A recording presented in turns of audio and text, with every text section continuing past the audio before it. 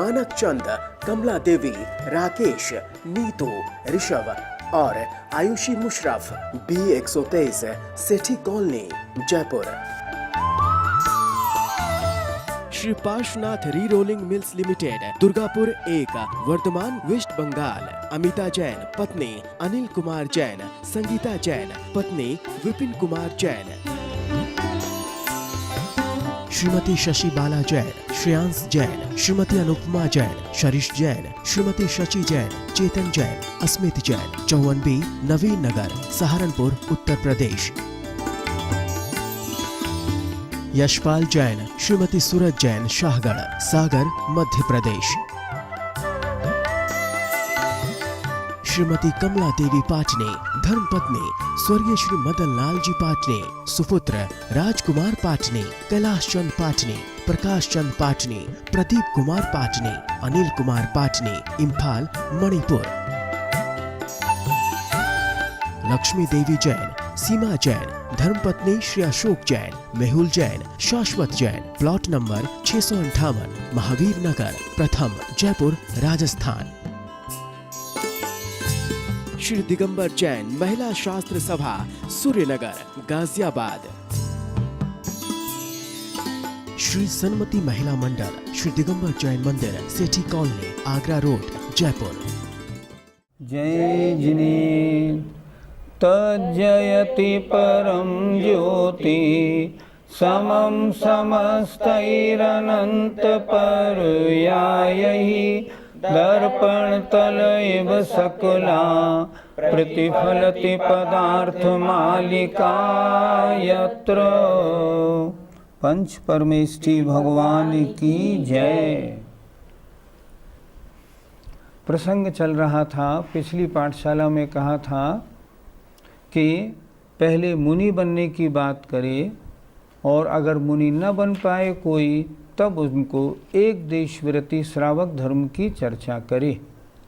आज उसी प्रसंग में आचार्य थोड़ा आगे और बढ़ रहे हैं। यो यति धर्मम कथयन्, यो यति धर्मम कथयन्, नुपदिशति गृहस्थ धर्ममल्पमतिः, नोपदिशति गृहस्थ धर्ममल्पमतिः, तस्य भगवत प्रवचने, तस्य भगवत प्रवचने, प्रदर्शितं निग्रहस्थानं, प्रदर्शितं निग्रहस्थानम्। बोलिए। यो यति धर्मम कथयन्, नुपदिशति गृहस्थ धर्ममल्पमतिः, तस्य भगवत प्रवचने, प्रदर्शितं निग्रहस्थानम्। यो माने जो, यति धर्मम माने यति धर्म को अर्थात मुनि धर्म को अर्थात महाव्रतों को, अकथयन नहीं कहकर, उपदिशति उपदेश करता है, गृहस्थ धर्म का, अल्पमति ही अल्प बुद्धि जीव। आचार्य ने क्या लिखा यहाँ, अगर कोई पहले मुनि धर्म की चर्चा न करके और पहले गृहस्थ धर्म की चर्चा करे तो वह अल्पमति अल्प बुद्धि है। फिर देखें एक बार, यो अल्पमति ही, जो तुच्छ बुद्धि वाला, छोटी बुद्धि वाला जीव, यति धर्म को नहीं कहता हुआ, यहाँ संधि विच्छेद कर लें, यति धर्मम अकथयन, जो यति धर्म माने मुनि धर्म को न कहता हुआ उपदेश करता है गृहस्थ धर्म का, तुच्छ बुद्धि वाला जीव, तस्य उसको भगवत प्रवचने, भगवान के सिद्धांत में उपदेश में, प्रदर्शितम दिखाया गया है, दंड का स्थान। इसने तो गलत कार्य कर दिया, गलत उपदेश देने वाला है, इसको तो पेनल्टी प्रायश्चित्त होना चाहिए। आचार्य श्री से बहुत से लोग मुनि दीक्षा मांगते हैं, फिर वो मुनि दीक्षा क्यों नहीं देते हैं? आचार्य बड़े कुशल होते हैं। सामने वाला व्यक्ति किस योग्यता को रखने वाला है उसको देख के फिर उसकी बात स्वीकार करते हैं। अगर मान लो उसमें योग्यता ना हो और उसकी बात स्वीकार करके और वो उसको मुनि दीक्षा दे दें, बाद में मुनि दीक्षा उससे न पले तो कितनी निंदा होती है। सामने वाले का अपना कर्तव्य है, लेकिन आचार्य का भी ये कर्तव्य बनता है कि वो पहले सामने वाले की क्षमता, सामने वाले का भूतकाल का जीवन, सामने वाले के बारे में पूरी जानकारी लेने के बाद फिर निर्णय बनाए कि इनको मुनि दीक्षा देनी है या नहीं देनी। आचार्य श्री तो बहुत कुशल हैं, उन्होंने अपने जीवन में 300-400 दीक्षाएं दी हैं। वो सब जानते हैं कि मुनि दीक्षा की योग्यता किसमें है और किसमें नहीं। एक बात और भी है, वो ये भी जानते हैं कि मेरे पूरे संघ में सारे बाल ब्रह्मचारी मुनि महाराज हैं। अगर मैं शादीशुदा वृद्ध किसी व्यक्ति को मुनि दीक्षा दे दूंगा तो मेरे साथ संघ में वो चल पाएगा या नहीं चल पाएगा, हर बात का उनको बहुत अनुभव और बहुत ज्ञान है। वर्तमान में सबसे ज़्यादा दीक्षा देने वालों में उनका नाम सर्वोपरि नाम है। अतः उनकी कुशलता के बारे में हम क्या बात कर सकते हैं। वो किसको मुनि बनाते हैं? जिसको मुनि बनने का योग्य पात्र समझते हैं। इसलिए वो जो करते हैं वो सर्वथा उचित है। पंडित जी, ठीक तो यह लगता है कि पहले श्रावक बनाए फिर बाद में मुनि बनाए, फिर यहाँ दंड का विधान क्यों? आचार्य स्वयं अगला श्लोक जो लिखेंगे 19 नंबर का, उसमें आपके प्रश्न का उत्तर देंगे।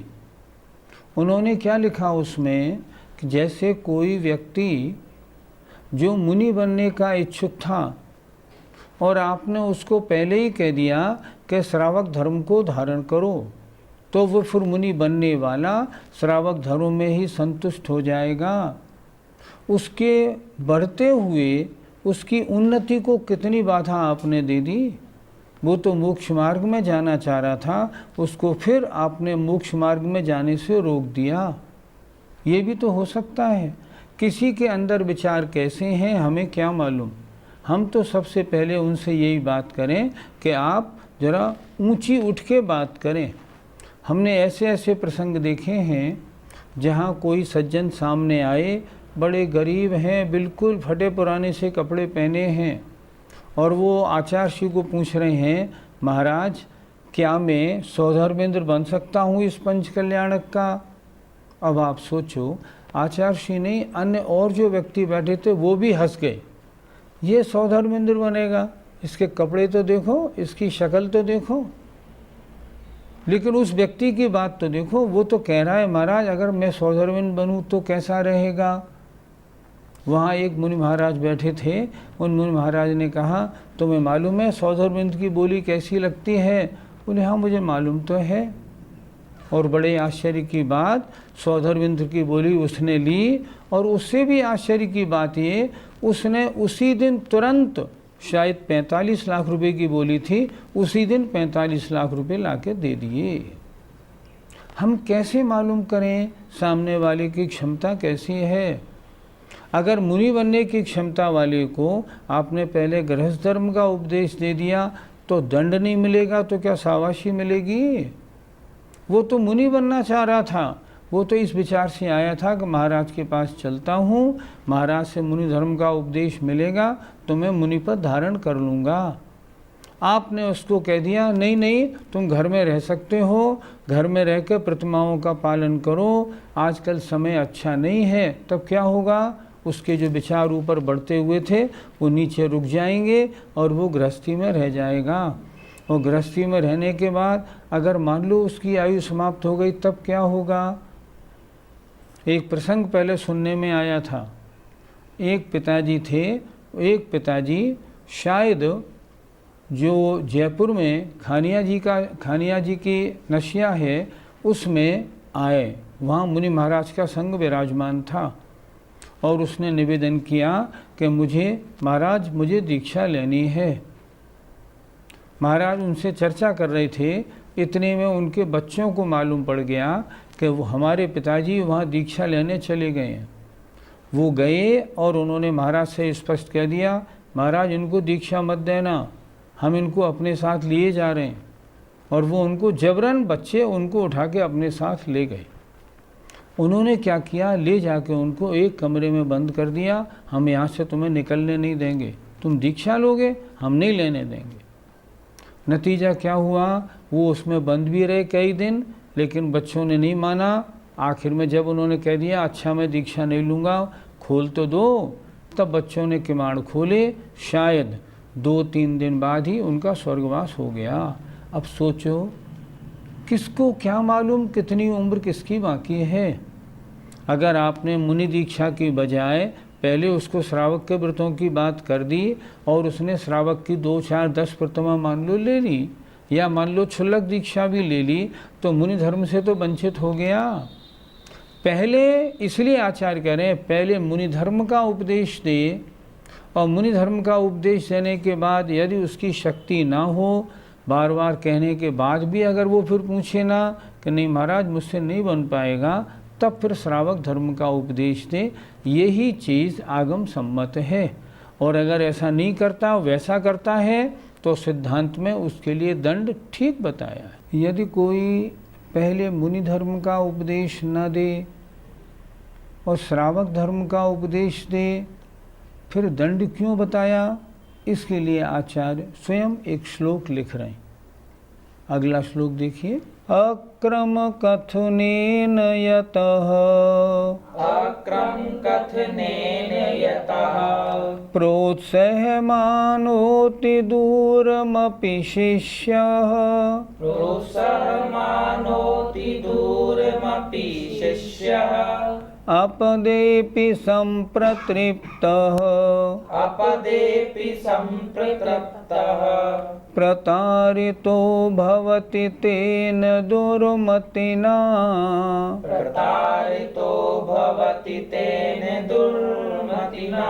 बोलिए, अक्रम कथनेन यतः प्रोत्साहमानोति दूरमपि शिष्यः अपदेपि सम्प्रतृप्तः प्रतारितो भवति तेन दुर्मतिना।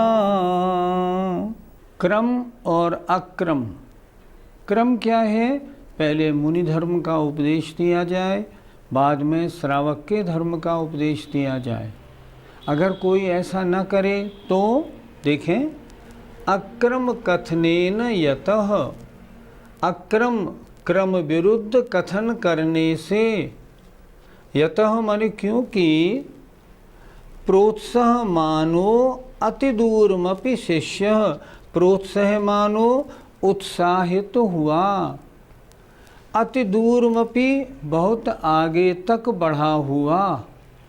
मतलब मान लो बिल्कुल दीक्षा लेने की तैयारी करके घर से आया, घर वालों से कह के आया है मैं जा रहा हूँ, लौटूँ या ना लौटूँ मेरी कोई गारंटी नहीं, अब मेरा मन घर में नहीं लगता, तो काफ़ी आगे बढ़ा हुआ। देखें, प्रोत्साहमान अर्थात उत्साहित हुआ, अति दूरमपि अति दूरी तक भी, मतलब बहुत आगे तक बढ़ा हुआ कोई शिष्य है। अब आपने उसको गृहस्थ धर्म का उपदेश दे दिया, तब क्या होगा, अपदेशे अपदे अपि संप्रतृप्तः, तुच्छ स्थान में ही संतुष्ट हो गया। मतलब उससे कह दिया सुनो सुनो अभी क्षुल्लक बन जाओ, या सुनो अभी 8 प्रतिमा लेके घर में ही रह लो, देखो मुनि धर्म पालन करना बड़ा कठिन है। तो अपदे, अपदे माने नीचे पद में ही संतुष्ट हो गया। अपदेपि संप्रतृप्तः, वह अपदे माने तुच्छ स्थान में या नीचे स्थान में ही संतुष्ट हो गया। इसलिए क्यों हो गया, तेन दुर्मतिना प्रतारितो भवति, प्रतारितो माने ठग लिया गया, ऐसा होता है उस दुर्बुद्धि के द्वारा, दुर्मतिना, अर्थात तेन दुर्मतिना, उस दुर्मति माने दुर्बुद्धि के द्वारा प्रतारितो ठगाया हुआ, अपदेपि निम्न पद में ही संतुष्ट हो जाता है। दंड की व्यवस्था क्यों की? दंड इसलिए मिलेगा, वो तो मुनि बनने के लिए आया था, तुमने उसको गृहस्थ धर्म का पहले ही उपदेश दे दिया। नहीं नहीं, आज जमाना नहीं है ऐसा, इसलिए घर में ही रहो भैया और प्रतिमाएं धारण करके रहो, मुनि बनने का जमाना नहीं है। अगर आपने दे दिया और मान लो वो उसमें संतुष्ट हो गया तो ठग गया बेचारा। वो मोक्ष मार्ग में लगना चाह रहा था, आपने उसको मोक्ष मार्ग से पहले ही हटा दिया नीचे, इसलिए दंड का स्थान बताया है। यदि वो व्यक्ति मुनि बनने की बजाय प्रतिमाधारी बन जाए तो अच्छा ही तो है, फिर दंड का विधान क्यों? तत्वार सूत्र आपने पढ़ा है। तत्वार सूत्र का पहला सूत्र है सम्यक दर्शन ज्ञान चारित्राणि मोक्ष मार्गः। सम्यक दर्शन, सम्यक ज्ञान और सम्यक चारित्र, इन तीनों की एकता मोक्ष का मार्ग है। आया तो था वो मोक्ष मार्ग के लिए, आपने क्या किया, उसको प्रतिमाधारी बना दिया। प्रतिमाधारी बनना अभी मोक्ष मार्गी बनना नहीं हुआ।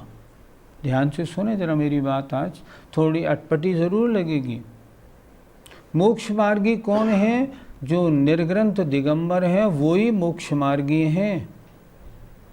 चाहे आरिका हो, चाहे क्षुल्लक एलक हो, चाहे कोई भी हो, वे मोक्ष मार्गी नहीं। आचार्य कुंद महाराज सबसे बड़े आचार्य हमारे क्या बोल रहे हैं? णग्गो ही मोक्ष मग्गो, नग्नता ही मोक्ष मार्ग है, वस्त्र है मोक्ष मार्ग नहीं। आपने, वो तो आया था नग्न बनने के लिए, आपने उनको क्षुल्लक बना दिया या प्रतिमाधारी बनाने का उपदेश दे दिया, और अगर वो उसमें लग गया तो मोक्ष मार्गी नहीं बना। आया था मोक्ष मार्गी बनने के लिए, मोक्ष मार्गी बनने से पहले ही रोक दिया, तो क्या ठीक हुआ? ये तो बहुत दिक्कत हो गई। आप कह रहे हैं अच्छा है, वो जब अच्छा है जब वो न ले सके, बार बार कहने के बाद भी वो ये कहे महाराज मेरी हिम्मत नहीं है, मैं नहीं ले पाऊँगा। अगर ऐसा हो जाए तब तो फिर गृहस्थ धर्म के उपदेश देने को आचार्य ने स्वयं ही एक श्लोक में बोल दिया कि बहुत बार अगर मुनिपद धारण करने की चर्चा करने के बाद भी कोई मुनिपद धारण न करे तब उसे श्रावक धर्म का उपदेश दे। लेकिन अगर बिना क्रम के अगर उसे उपदेश दिया, आया था मुनि बनने को और वो श्रावक पद में संतुष्ट हो गया, आपने तो मोक्ष मार्गी बनने से रोक लिया। कुछ लोग कहते हैं एक देश चारित्र भी तो चारित्र है, वो चारित्र नहीं है, उसका नाम संयम है।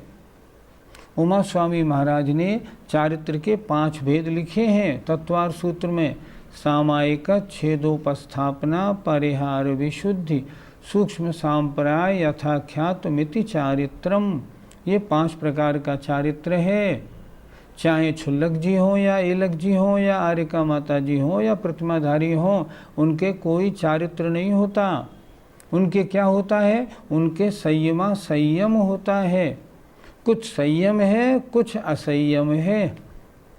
जब आचार्य श्री पहले दिन दशलक्षणी के पहले दिन इस सूत्र का अर्थ करते हैं, और मैंने देखा जब पहले उनके सामने एलक महाराज विराजमान रहते थे तब एलक महाराज से कहते थे आचार्य श्री स्वयं, एलक जी अभी आप मोक्ष मार्गी नहीं हो, जब तक ये लंगोट है ना तब तक मोक्ष मार्गी नहीं, और जब ये हट जाएगी तब मोक्ष मार्गी कहलाओगे। और कुंद स्वामी तो णग्गो ही मोक्ष मग्गो कह रहे हैं। इसलिए वो आया था मोक्ष मार्गी बनने को, आपने उसको मोक्ष मार्गी बनने के बजाय निचले पद में ही संतुष्ट करा लिया। आचार्य कह रहे हैं उस दुर्बुद्धि के द्वारा वो ठग लिया गया, और बिल्कुल ठीक है। पंडित जी, कुछ लोग तो चतुर्थ गुण स्थान वर्ती को भी मोक्ष मार्ग मानते हैं, तो क्या उनका मानना ठीक है? जो लोग चतुर्थ गुणस्थान वर्ती को मोक्ष मार्गी मानते हैं, मैं पूछता हूँ क्या वे आचार्य कुंद कुंद को नहीं मानते? अगर मानते हैं तो फिर णग्गो ही मुख मग्गो क्यों नहीं पढ़ा उन्होंने? आचार्य कुंद कुंद के शास्त्रों की पंक्ति है, उसको क्यों नहीं पढ़ा? उसे गौर से पढ़ें। नहीं पढ़ा हो तो अब पढ़ लें, कोई आपत्ति नहीं। टोडरमल जी ने क्या लिखा इस बारे में? उन्होंने लिखा चतुर्थ गुण स्थान वर्ती मोक्ष मार्गी नहीं है। इसको मोक्ष मार्ग होगा ये तो ठीक है, पर आज की डेट में वो मोक्ष मार्गी नहीं है। चौथे गुणस्थान वर्ती तो अभी अविरत सम्यक दृष्टि है, उसके व्रत भी नहीं है। जब व्रत नहीं है तो चारित्र कहाँ से आ गया? कुछ लोग क्या कहने लगे हैं कि अनंतानुबंधी कषाय के जाने से उनके स्वरूपाचरण चारित्र हो गया। मैं पूछता हूँ कहाँ लिखा? वो लोग उत्तर देते हैं शायद पंचाध्यायी में लिखा है। पंचाध्यायी तो अनार्ष ग्रंथ है, आचार्यों के द्वारा प्रणीत ग्रंथ नहीं। रतनचंद जी मुख्तार ने उसकी कितनी गलतियां निकाली हैं उस शास्त्र की, वो तो पांडे राजमल जी का बनाया हुआ है। और अगर सुनिए ईमानदारी से, स्वरूपाचरण चारित्र नाम का शब्द किसी भी आचार्य ने किसी भी ग्रंथ में लिखा ही नहीं। ये तो वास्तव में पांडे राजमल जी की उपज है, आचार्यों के द्वारा लिखा हुआ ये चारित्री नहीं है। अब और भी सोचिए, अगर आप ये कहते हैं कि अनंतानुबंधी के अभाव से स्वरूपाचरण चारित्र होता है, तो मैं निवेदन कर रहा हूँ पक्ष छोड़ के विचार करो। विचार ये करना है, अगर अनंतानुबंधी के अभाव से स्वरूपाचरण होता है तो तीसरे गुणस्थान में फिर क्या होगा? तीसरा गुणस्थान सम्यक मिथ्यात्व है, अभी अनंतानुबंधी आई नहीं, सम्यक्त्व भी नहीं है, कुछ सम्यक्त्व है कुछ मिथ्यात्व रूप परिणाम है। फिर तीसरे गुणस्थान में अनंतानुबंधी नहीं होने से क्या स्वरूपाचरण माना जाएगा?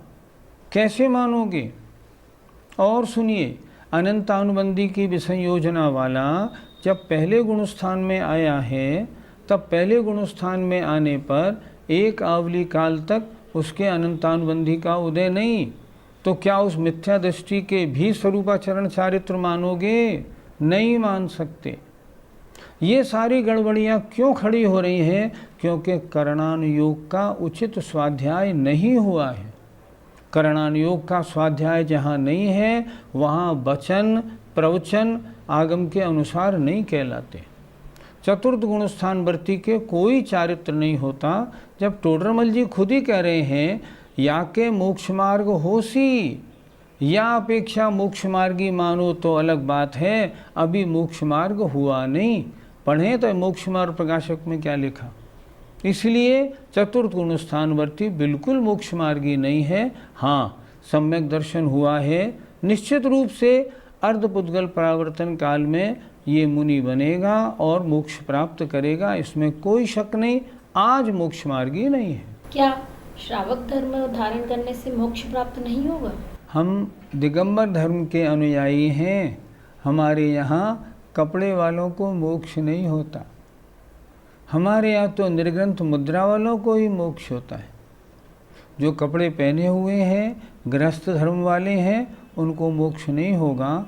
आगे बढ़ेंगे, मुनि बनेंगे, मुनि बनने के बाद मोक्ष की बात होगी। देखो, शुद्धोपयोग भी गृहस्थों को नहीं होगा, शुद्धोपयोग भी मुनियों को होगा। जिन जीवों के अभी संयम ही नहीं है, उनके मोक्ष की चर्चा हम कैसे करें? उनके संयम प्लस असंयम दोनों मिले जुले हैं। जो 11वीं प्रतिमाधारी हैं, वे भी अभी अणुव्रतों का पालन कर रहे हैं। 12 अविरति में अभी एक अविरति छूटी है, 11 अविरति मौजूद हैं। जिनके 11 अविरति मौजूद हैं, वे मोक्ष मार्गी कैसे बनेंगे? इसलिए श्रावक दशा को मोक्ष मार्गी नहीं माना, इससे मोक्ष नहीं होगा। आगे बढ़ के जब वो जीव मुनि बनेगा, मोक्ष मार्गी तभी कहलाएगा। जय जिनेन्द्र। मानक चंद, कमला देवी, राकेश, नीतू, ऋषभ, और Ayushi Musharraf B123 Sethi colony Jaipur. Shri Parshwanath re rolling mills limited Durgapur 1 Bardhaman West Bengal. Amita Jain पत्नी अनिल कुमार जैन, संगीता जैन पत्नी विपिन कुमार जैन। श्रीमती शशि बाला जैन, श्रेयांश जैन, श्रीमती अनुपमा जैन, शरीश जैन, श्रीमती शशि जैन, चेतन जैन, अस्मित जैन, 54B नवीन नगर, सहारनपुर उत्तर प्रदेश। यशपाल जैन, श्रीमती सूरज जैन, शाहगढ़, सागर मध्य प्रदेश। श्रीमती कमला देवी पाटनी, धर्मपत्नी स्वर्गीय श्री मदन लाल जी पाटनी, सुपुत्र राजकुमार पाटनी, कैलाश चंद पाटनी, प्रकाश चंद पाटनी, प्रदीप कुमार पाटनी, अनिल कुमार पाटनी, इम्फाल मणिपुर। लक्ष्मी देवी जैन, सीमा जैन, धर्मपत्नी श्री अशोक जैन, मेहुल जैन, शाश्वत जैन, प्लॉट नंबर 658, महावीर नगर, प्रथम जयपुर राजस्थान। श्री दिगंबर जैन, महिला शास्त्र सभा, सूर्यनगर, गाजियाबाद। श्री सन्मति महिला मंडल, श्री दिगंबर जैन मंदिर, सेठी कॉलोनी, आगरा रोड, जयपुर।